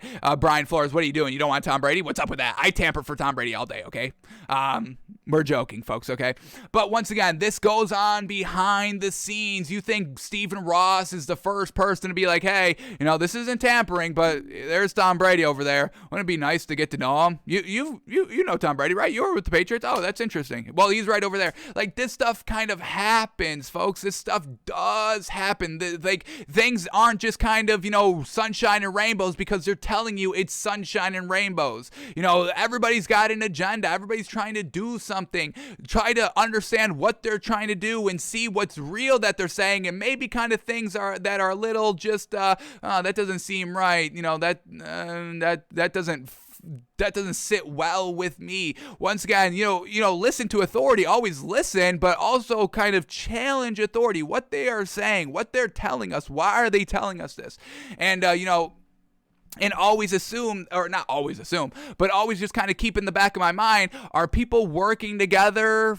Like, once again, everybody, I don't want to, bring this up, but, it does correlate. But once again, just like everybody on the same page, that should always kind of concern people. When everybody all of a sudden overnight are on the same page, it's like, well, y'all just said this today. How is everybody on the same page? Because they're working, behind the scenes to get things done. That stuff happens. So, potentially, breaking the rules here of tampering, and why Stephen Ross was a little upset at Brian Flores, because Brian Flores would not play ball. That's another aspect. Some people play ball. Not every head coach holds them to a great standard inside. People break rules all the time. There would be head coaches that would take that kind of impromptu meeting with that quarterback. That happens. Who's gonna play ball? Stephen Ross. If Brian Flores took this, meeting with the quarterback, then Stephen Ross, oh no, Brian Flores, he plays ball. I can trust him. And that's another thing. When we're talking about hiring of, why head coaches get hired and why others don't, and all that. Sometimes it's just, hey, I'm familiar. I know this guy's not gonna open his mouth. He's not gonna kind of whistle blow. Another thing that's going on in the media, everybody's trying to silence whistleblowers. It's like Edward Snowden, he told us, hey, they're all spying on us through the phones. Obviously, the government didn't like that, because why would he? He's exposing the secrets. So he's got to flee to Russia. He's got to get out of the country because, we may do something mean to him here in the U.S. To put it politely, mean. They'd be mean to Edward Snowden. Mean 6 feet down in the dirt, folks. This stuff happens. Who's going to play ball? Oh, Brian Flores, he's not going to take this meeting. Well, he's not going to bend the rules. And, will he blow the whistle on us? Is he going to tell people that we were trying to bend the rules and all that? So can't trust him. I can't kind of, do my tampering deals with Brian Flores. So I got to get rid of him and bring in somebody I'm a little closer to, that I've been rubbing elbows with. Maybe he happens to be white, potentially. But, moral compass in business doesn't always seem to always point in the same direction, folks. Now, credit to the people, credit to Brian Flores 100% for, sticking to his morals and be like, no, I'm going to do things by the book. I'm not going to kind of play this game. I'm not going to kind of bend the rules. I'm not going to break the rules. I respect the game. I respect the sport. I respect competition. Trying to put that into perspective with baseball. Y'all were clamoring over active cheaters getting into the Hall of Fame. Or into the Hall of Fame. I think that's a little bizarre to do. You want people that actively broke the rules using steroids, using performance-enhancing drugs. That's breaking the rules. But, we're celebrating them of trying to get into the Hall of Fame, the Baseball Hall of Fame. It's like, don't y'all see what's going? Like, y'all are breaking the rules. The owners are breaking the rules. It's like, but then y'all blame the owners and then celebrate the players. It's like a little bit of a double standard in that regard. If Brian, so shout out to Brian Flores for keeping it competitive, keeping it fair, following the rule book. That should never go punished, but that always goes punished. People that do the right thing always get punished, folks. That's why people tend to do the wrong thing, and people that do the wrong thing end up getting into positions of power. It does not seem to be a coincidence, folks. So and once again, we'll touch on the racist issue, but I don't think everything is always racism. I think it's just, at the end of the day, who's going to play ball? Who's going to bend their morals to help us and the team and them by getting money and all that? So I think we're a little bit too quick to just call racism. He hired Brian Flores as a head coach. Was that racist? He hired him. Now, was he trying to, just hire him because he thought he could manipulate him and do whatever, do his bidding? Potentially. But well done for Brian Flores to stand on his morals and be like, no, I'm not doing this. I'm not going to stand for this. So, all right, let's get to the next one here. What else is going on here? So here we go. Let's get back to the article. Flores refused the meeting and left the yacht. Afterward, Flores alleges he was, quote, treated with disdain and held out as someone who was not compliant and difficult to work with. And once again, I mean, you're not playing ball, so I can't trust you. We're going to kind of push you out of the inner circle because we don't know what you're going to tell and what you are going to be good with and what you aren't going to be good with. So we can't trust you. At the end of the day, we can't trust you. And this isn't a knock on Brian Flores, but, the owner's thinking, hey, we can't trust you to kind of, not play ball with what we want, regardless of the rules, regardless of morals, regardless of money, regardless of all that. You won't do what we want to do. And that's why people in power stay in power. They've got people that they can trust under them. They don't have to worry about not going along with the plan, legal or not legal, moral or amoral. It doesn't matter. You won't go with us, so we can't trust you. It's all. It's for the most part what it is. Racism, yes, that's always going to be an issue in everything. But I don't know if it's the main issue at the top. But let's keep going here and seeing what else is happening. All right, here we go. Here we go. What's the next one? Here we go. All right. Next paragraph. He was fired January 10th despite recording the Dolphins' first back-to-back winning season since 2003. Flores also alleged that the Giants interviewed him last month for their head coaching vacancy for no other reason than compliance with the NFL Rooney's Rule, which requires teams to interview minority candidates for their open position. The league has amended that rule in recent years and now says teams must hold an in-person interview with at least one external minority candidate for any general manager or head coaching opening. So once again, the Rooney Rule. It doesn't seem like anybody likes this rule. Minorities don't want to be kind of just held out of pity. Oh, yeah, okay, you're only interviewing me because the rule. I get it. I get the sense of the rule. Hey, there's little kind of minority at the top. There's currently one black head coach in the NFL. There was another black head coach in the NFL, Brian Flores, and the owner was paying him to lose games. Negative light on Brian Flores, potential negative black mark on black people being NFL head coaches. They'd be like, well, Brian Flores, that man stunk it up. Hugh Jackson, well, he stunk it up as well. So, the black people, they can't coach. So let's not hire them. So is that part of it as well? Is that why Stephen Ross was paying Brian Flores? Is that the racism to kind of make black people look bad? That could definitely be it. And if that's the case, then yes, racism is obviously the biggest issue here. Absolutely. And that definitely needs to be changed. And I think a lot of people have kind of been, saying it right here. There needs to be kind of, representation at the highest level, and that's ownership level. So, how do we get to that? How do we get to that spot? I don't know. I don't have all the answers to that. But that's what we should be trending up toward.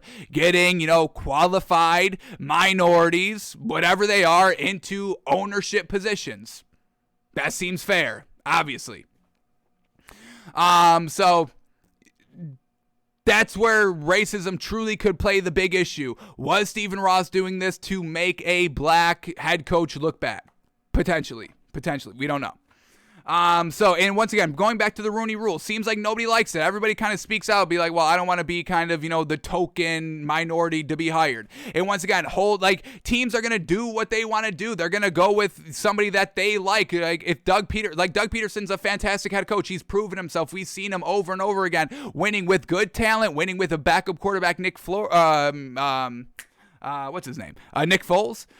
So yeah, I would kind of want to hire him right off the bat if I was one of these teams, and if he wants to be hired here and I want to hire him, why should we have to do this song of dance of, interviewing a minority to kind of please everybody, even though we know he's not going to get the job? There's no chance because I'm going to go with, Doug Peterson.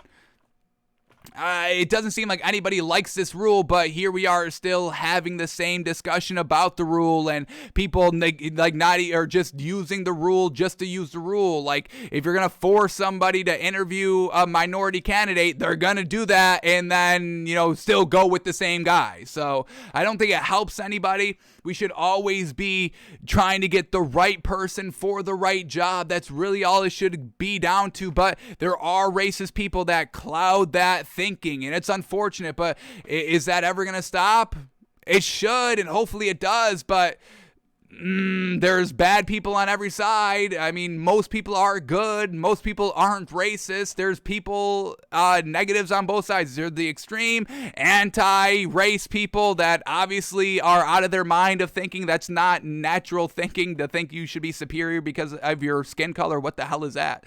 And then you got people on the other side that it's racist for everything. Everything is racist. So there's bad on every side. There's bad in everything. And I know that's easy to say, but I truly believe that is the truth.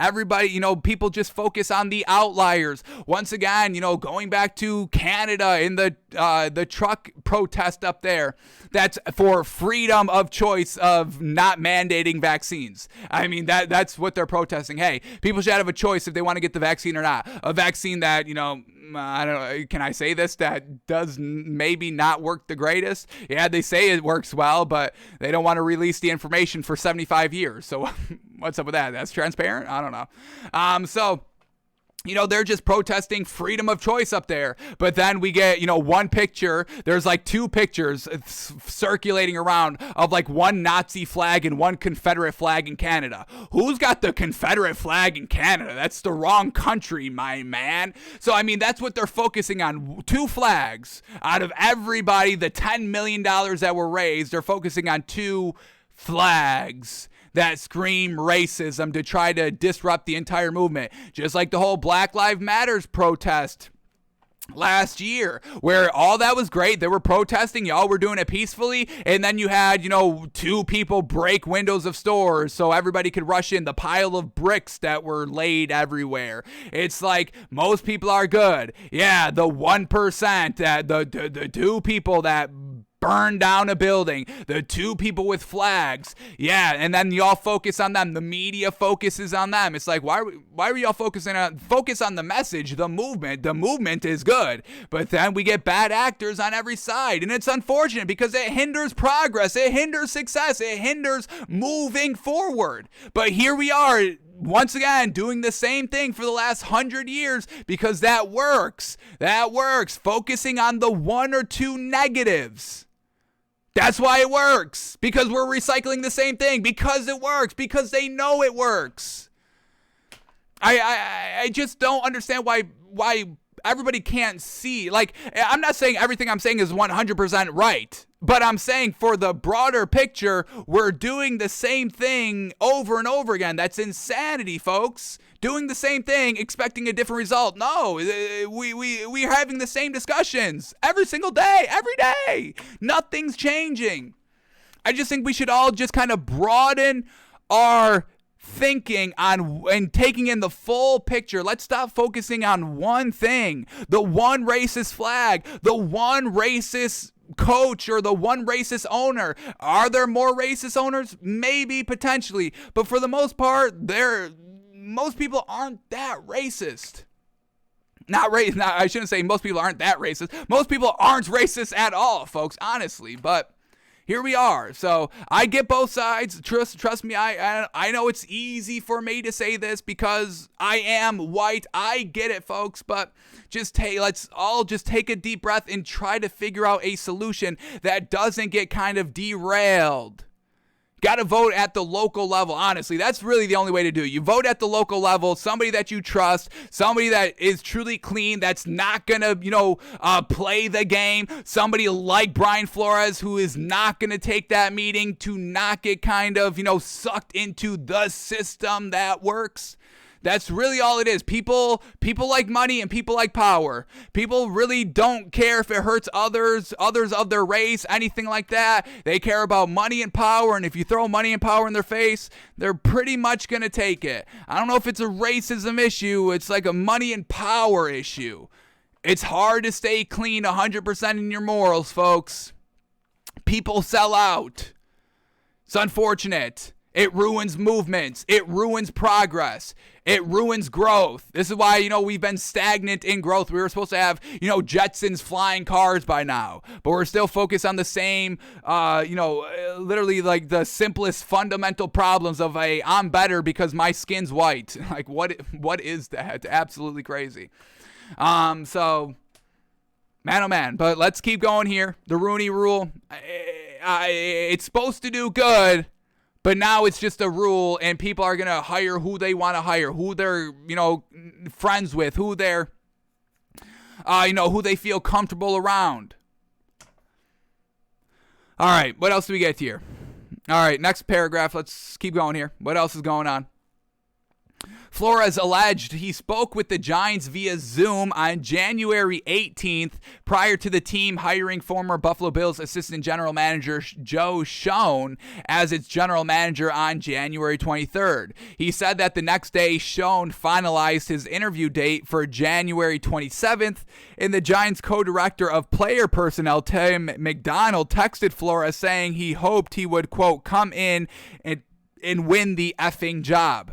However, hours later, Flores' lawsuit alleges he received a series of text messages from Patriots coach Bill Belichick, under whom Flores worked for 10 years in New England.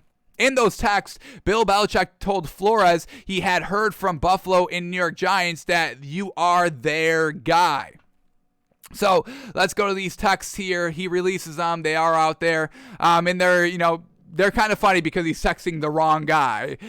So is that Bill Belichick, doing it on purpose? That's something interesting to talk about or think about. Did Bill Belichick know he was actually texting Brian Flores and wanted to blow this entire thing up? Or is this just an honest mistake?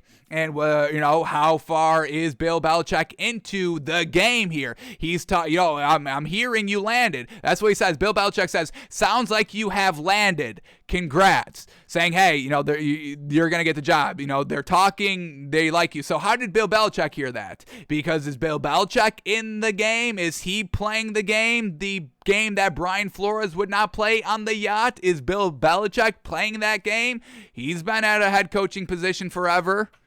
Was that because of Tom Brady? Once again, just, you don't have to, don't think of anything definite. Don't come to, Bill Belichick's definitely in the game because he worded it like this. No, just keep that in your mind. Always,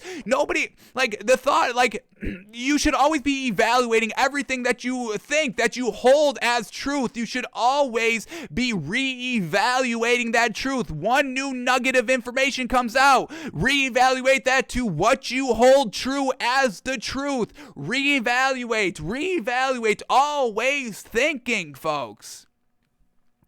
So, here we go. Bill Belichick says, sounds like you have landed. Congrats. Then we get Flores saying, did you hear something I didn't hear? Bill Belichick responds saying, Giants, ? Then Flores says, I interview on Thursday. I think I have a shot. So Flores is like, I haven't even interviewed yet. And you're telling me I've got the job? What's up with that? What are you hearing? And then Bill Belichick says, got it. I hear from Buffalo and the Giants that you are their guy. Hope it works out if you want it to. Then we get Flores saying, that's definitely what I want. I hope you're right, Coach. Thank you. Coach, are you talking to Brian Flores or Brian Daboll? Just making sure. And that's where the entire thing gets blown up. Bill Belichick responds saying, sorry, I fucked this up. I double-checked and I misread the text. I think they are naming Brian Daboll. I'm sorry about that. And then he says, thanks, Bill. Because he's like, I've got evidence now. So, the text, not, once again, going to the Rooney Rule. This was just a token interview because they had to go by the rule. I don't think the Giants should be penalized. I mean, we've seen what Brian Daboll has done. He took Josh Allen, who was trash, and made him an AFC participant, almost knocked off the Chiefs this season. We've seen real great success out of Brian Daboll, where once again, the overall, what was out there for people to consume about Brian Flores was that, he wasn't truly buying into his head coach too. And once again, this seemed to be no fault of Brian Flores because this was coming top down, but we didn't know that at the time. So it just seemed like the Giants were set on getting this offensive-minded guy that turned Josh Allen good for Daniel Jones, who's, kind of similar in their build. We talk about that all the time, who has potential to be good, but get him an offensive guy because Brian Flores may not have been fully backing Daniel Jones because he wasn't fully backing Tua. But once again, that's not because of Brian Flores. Now we know that. Now that this is all out there, but the Giants didn't know that. Yes, you interview them and people will say, what they want, in the interview. Have you ever lied in an interview? Have you ever, embellished the truth on an interview? So, taking past experiences with what you say in the interview, taking the full body of work. And, Brian Flores may have still not won the job at the end of the day just because he was interviewed. So that's that part of it. Bill Belichick kind of, setting off this entire chain of events at the current moment. All right, and what else do we get? Okay, so we get Flores spoke with the Giants via Zoom on January 18th prior to the team hiring the Bills. When were the texts? The text. Hours later. For January, he was going to have an interview on the 27th. He spoke with the Giants on January 18th. I guess I'm just having trouble piecing together the timeline. Like, what was that call with the Zoom? Was that just like, hey, you want to come in on the 27th? Was that just the call? Because it seems like, they had some communication with Brian Flores before they made the official hire of Brian Daboll. But let's keep going here. Hours later, Flores' lawsuit alleges he received a series of text messages from Patriots coach Bill Belichick, under whom Flores worked for 10 years in New England. In those texts, Belichick told Flores he had heard from, quote, Buffalo in the Giants that you are their guy. Flores asked Belichick to clarify whether he meant to talk to him or Brian Daboll, who was also in the running for the Giants job. Belichick acknowledged his error and informed him that the Giants wanted Daboll. We read that. Flores alleges that his January 27th interview with the Giants, which satisfied the Rooney Rule because he was the first minority candidate to interview in person, was a sham. That's right, they have to do it in person. So he got the Zoom call, and then they went in person on the 27th. And it was a, quote, sham. New York had hired Daboll, the former offensive coordinator, a day later. So once again, I mean, you put this rule in place, once again, it's no disrespect or kind of any slight to Brian Flores. It's just, we've got our, heart set on Brian Daboll. They've had their heart set on Brian Daboll. Brian Daboll was always initially the guy. Once again, Brian Flores is a defensive guy. So right at the, start, the ground floor, they kind of want to go to offensive side for Daniel Jones. They had special teams guys. Special teams, Joe Judge does not get it done. They've got more time to kind of play around with Daniel Jones. So the Giants are kind of being put in a negative spot here because of this rule that seems like nobody likes, because you're viewed as a token interview. And once again, nobody wants to be viewed as a token anything. Nobody wants to kind of be toyed around with. You're wasting my time, you're wasting your time, you're just kind of playing down to me like you feel sorry to me, you're pitying me for this interview. Nobody wants to feel like that. And once again, I understand why the rule is in place to get, minorities into, higher positions, coaches, general managers, owners. I completely agree. And truly, that should be the case. But that should just be a fundamental way of thinking in people in the first place. You shouldn't have to, we shouldn't be at the stage where we have to force people not to be racist. If you force somebody to do something, we hear it all the time. In media, in movies, all the time. Parents say this all the time. Hey, the more you push, hey, you can't go out with that boy. What do? They go out with that boy. The more you say, hey, don't be racist, they're gonna kind of, resent. Like, oh, I gotta interview this guy. I don't even want this guy, but I have to do it. It's just gonna push them towards, the opposite. It's just, fundamental, biology that has been evolving and ingrained into us since our civilization started. Who knows when? The cavemen. That's when the brain first started. We've been developing ever since that point. So it's good in in theory. It's great in theory, but it doesn't work. So how do we go around that? How do we fix that? So not even 5 years, 1 year later, we're not at the same point next season be like, oh, this was just a token hire again. And then we're having the same debate and same discussion over again. How can we get better? How can we move by this? How can we fix this? Let's try to think outside the box more to come up with the solution. All right, what else do we get here? The Giants, Dolphins, and hang on. Yeah, let's get to this part because now this is interesting, and this is gonna come out in court documents and all that. So this is gonna be truly interesting to see if this is actually true or not. But here we go. Flores alleges that a similar scenario occurred when he interviewed with the Broncos for their head coaching job in 2019. Flores says that then Denver general manager John Elway, among others, arrived to the interview an hour later and hung over, alleging they have been, quote, drinking heavily the night before. So once again, the Broncos were like, hey, we don't want to really hire this guy. This is just a token interview. They didn't take it seriously. And once again, just wasting Brian Flores' time, making him feel awful. I mean, how would you feel if you went to a job interview and regardless of skin color that you go to a job interview and your boss is hungover, not giving you the time of day, just kind of be like, okay, yep, okay. Tell me about yourself. Okay, slurring his speech. Tell me about yourself. Okay, yeah, and then just, okay, thank you. And then you're done. Knowing that you don't have a real shot. You would feel like garbage. You would feel like garbage if that happened to you. So, getting mad that Brian Flores is kind of taking all this and being like, hey, this is, I see a pattern of behavior here. Now, is this based solely off of race? Is this based solely off the, token interview rule or something else? Once again, just to scream racist, I don't think is the right call, but I understand why he would, because we're getting a repeated pattern of behavior by people in power that don't look like him. I can understand his thinking and his kind of his problem with that. I truly understand where he can see this coming from.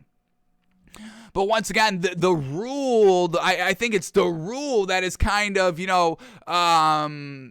kind of like enforcing that this could potentially be a racism issue instead of just you're just not the guy. You're not what we're looking for regardless of race. You're just not what we're looking for at the current time. We want to go offensive guy, not defensive guy. All right, what else do we get here? So they were drinking the night before. The Giants, Dolphins, and Broncos responded separately to the allegations Tuesday. The Giants said they were, quote, pleased and confident with their hiring process. We just get everybody kind of saying their piece about it. Everyone's saying there was no merit. Everyone's truly dismissing what Brian Flores has to say, instead of just once again hearing what he's saying, understanding his perspective, instead of just instantly writing him off. And this is what I'm talking about with like charged language. Like, I understand the NFL is trying to protect their brand and all that, but once again, we can all do better. We can all learn. And we can always use everything as an example of moving forward and doing better, getting it right. Stop trying to be right and get it right. Make sure it is right, because we get the NFL statement on what Brian Flores is saying. This is from the NFL. It says, quote, the NFL and our clubs are deeply committed to ensuring equitable employment practices and continue to make progress in providing equitable opportunities throughout our organizations. Diversity is core to everything we do, and there are few issues on which our clubs and our internal leadership team spend more time. We will defend against these claims which are without merit. So they're instantly writing off everything Brian Flores has come to light with, all of that.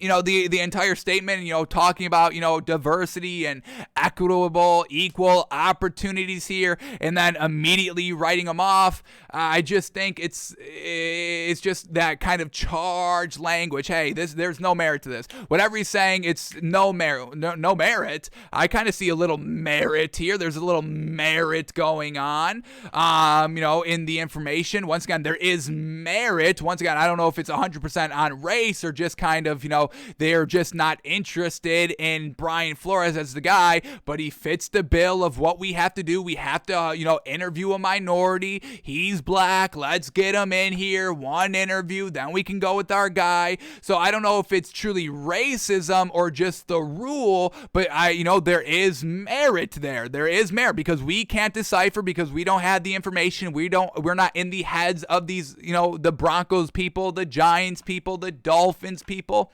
But there is merit there because we are questioning. It could be racism. It could be because he is black. It could be that. So that's is that all we've got so far? Yeah, that's really all we've got so far on the Brian Flores thing. This is going to get ugly. This is going to get crazy, I'm sure. More evidence. I mean, we're talking about, a 54-page, 58-page lawsuit that you can look up, and I would definitely, it's right here. Like, this is like another thing that, we all have to do to get better. Let's stop going off of headlines. Let's go over these 58 pages in depth here.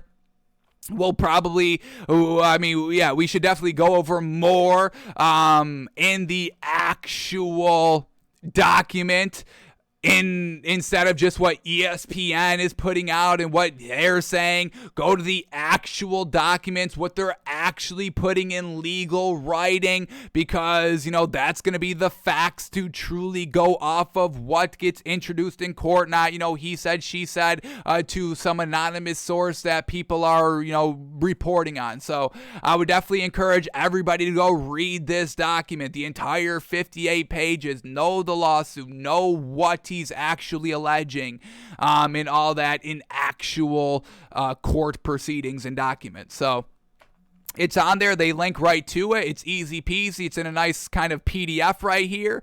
You can go page by page. Doesn't look that long. Yes, it's 58 pages, but there's pictures. There's pictures, folks. Come on, easy. Look at all these pictures of all these white.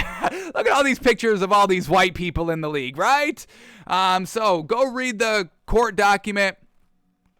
Let's educate and just once again have the open conversation. Don't because we said one thing here that you don't necessarily agree with, and then villainize everybody because off of one thing. Take the entire thing, our entire words, what we've been saying for the last, I don't know how much time we've been spending on it, but however much time. So let's all just take a deep breath, folks. Let's stop using the charged language. Let's stop trying to kind of say what I'm saying is right, and that is it. It's what I'm saying is right. That's it. And try to, be open-minded, take in all the information, and, once again, let's just try to solve the issue if we can. So yeah, we'll definitely keep up with the information. Once again, this is going to be big. And then we get Deshaun Watson. So we got 2 lawsuits to truly kind of focus in on in this offseason. So I guess, is that good? I don't know. All right.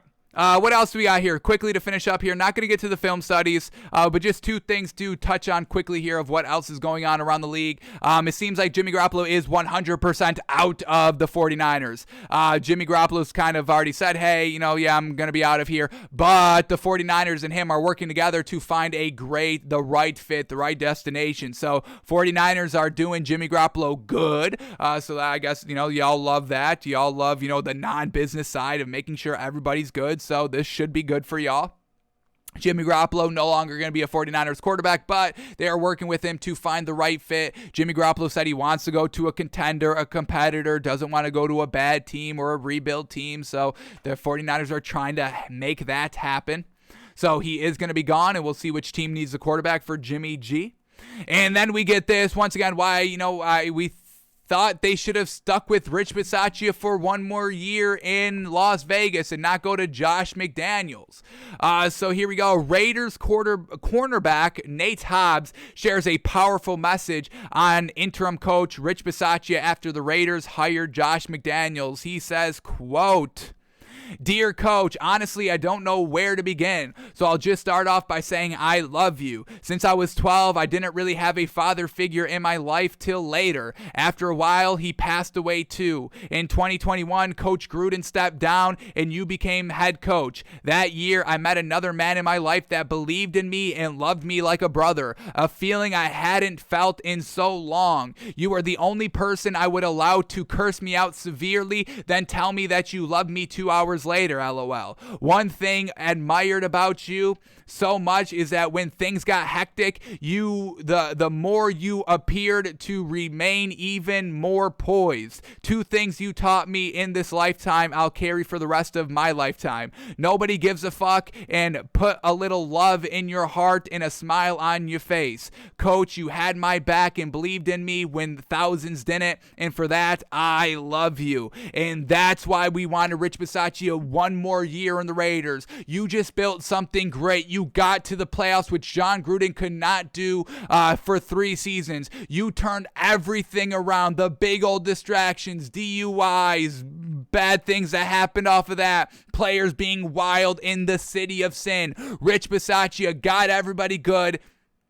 Week 18, secured a playoff spot, were competitive in the playoffs, and, you move off of them. I thought you could have built something special here this season. Once again, the players bought into him. That was the huge thing, having the players' respect, having the players back. I mean, did y'all just listen to this statement? I mean, how fantastic was this? This man changed this man's life in just 1 year alone.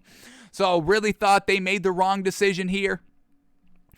Moving off of Rich Bisaccia. And what is Rich Bisaccia? Is this racism here? I mean, why move off of Rich Bisaccia for white Josh McDaniels? What is up with that? What is Rich Bisaccia, anything? He doesn't look just pure white. Rich Bisaccia, what do we got? See, I don't know. I don't know what is. He's American. All right, nationality American. Rich Bisaccia is an American football coach who most recently served. Yep. Okay, so he is just American. All right, but everybody's American, right? Born here, you're American. What is his what is his heritage? He's got any heritage in him? What do we got? Early life and education. A former defensive back, South Dakota. What about his parents? What do we got with his parents? He's descendant of something. You got his parents up here? No, they got his parents. All right, whatever it is. All right. But they don't stick with Rich Bisaccia. They go with Josh McDaniels. Interesting. All righty. But I think they made the wrong choice, and we'll see if Josh McDaniels is good. We know he's good offense, obviously, with Bill Belichick and the Patriots. We know that. But that's where we're at with the Raiders. Seemed like the players wanted Rich Bisaccia. They don't get Rich Bisaccia, and we'll see how Josh McDaniels moves forward.